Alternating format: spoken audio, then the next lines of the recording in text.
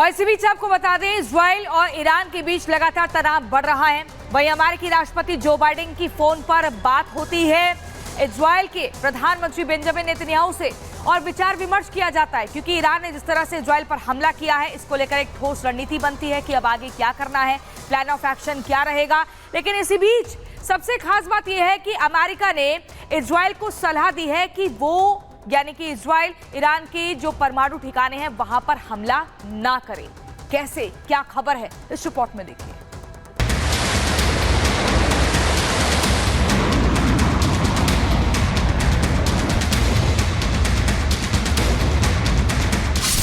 Iran के खात्मे का प्लान तैयार।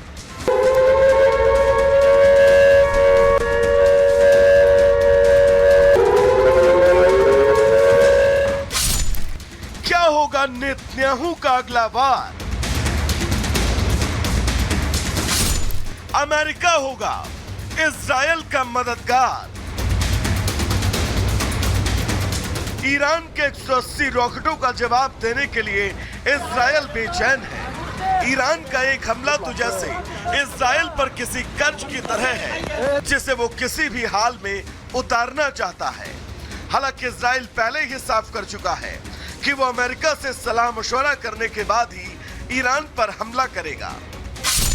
तो क्या ईरान पर हमले की हरी झंडी अमेरिका ने इजरायल को दिखा दी है कि अब किसी भी पल ईरान पर बमों की बारिश होगी?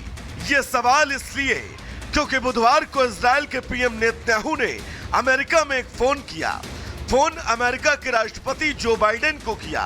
इस बातचीत के दौरान उपराष्ट्रपति कमला हैरिस भी मौजूद रही। ये पूरी बातचीत करीब 50 मिनट तक चली। नसरल्लाह की मौत के बाद ही अचानक ईरान ने एक दिन इजरायल पर हमला बोला। इजरायल के सैन्य ठिकानों समेत कई इलाकों में रॉकेटों की बारिश की। इस रॉकेट हमले की आग तो अब बुझ गई, लेकिन नेतन्याहू के दिल में बदले की आग अभी भी धधक रही है। इजरायल ये बता देना चाहता है कि उसे ईरान का खौफ रत्ती भर नहीं है।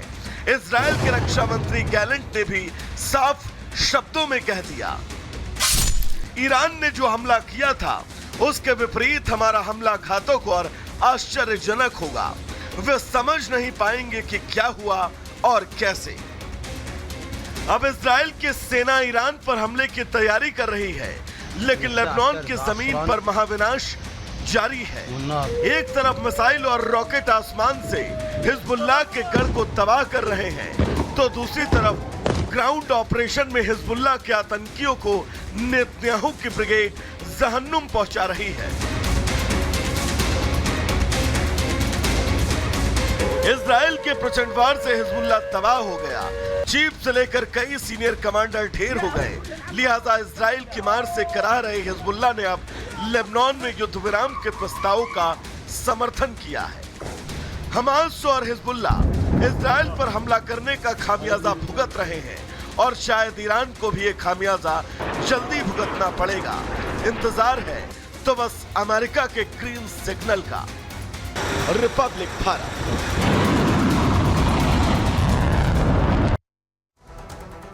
और देखिए, अब आपको ग्राफिक्स के जरिए बताएंगे ईरान पर अटैक तय कैसे। बाइडेन और नेतन्याहू ने फोन पर बात की है, लंबी बातचीत हुई है। दोनों नेताओं में 30 मिनट तक लगातार चर्चा हुई है इसी विषय पर कि कैसे ईरान पर हमला करना है, कहां पर नहीं करना है, किन चीजों से अभी बचना है। और आपको बता दें, ईरान पर पलटवार की रणनीति पर काफी देर तक चर्चा हुई। बातचीत में सीज फायर का कोई जिक्र नहीं हुआ है।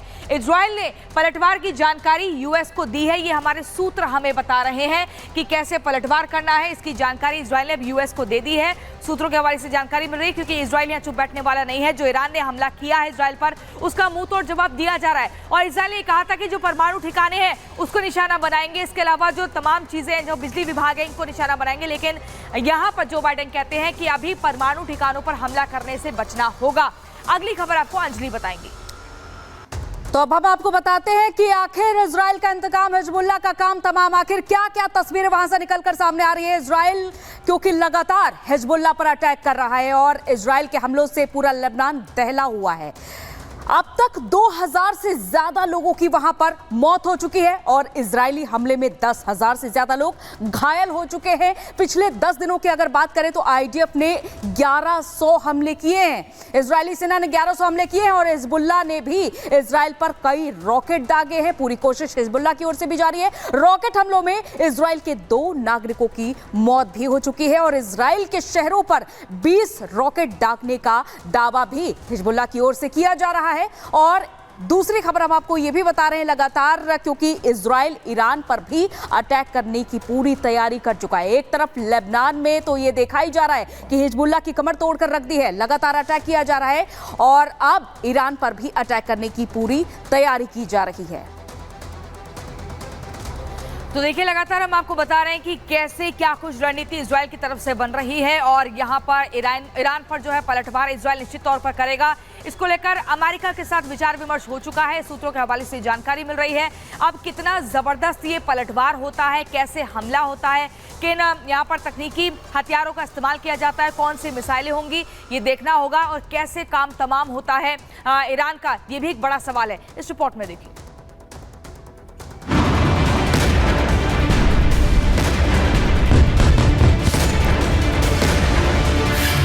घुटनों पर आया हिजबुल्लाह।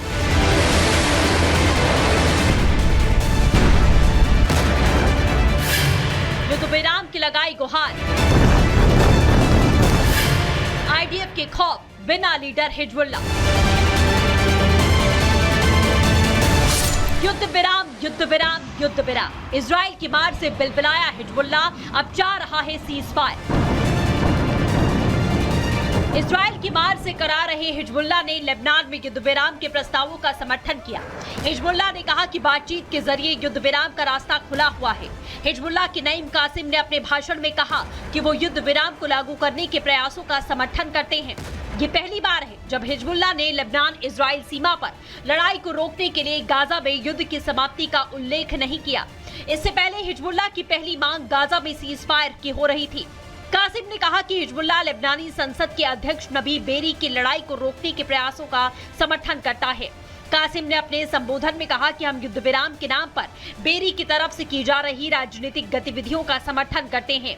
ये स्पष्ट नहीं है कि इस रुख में किसी बदलाव का संकेत है।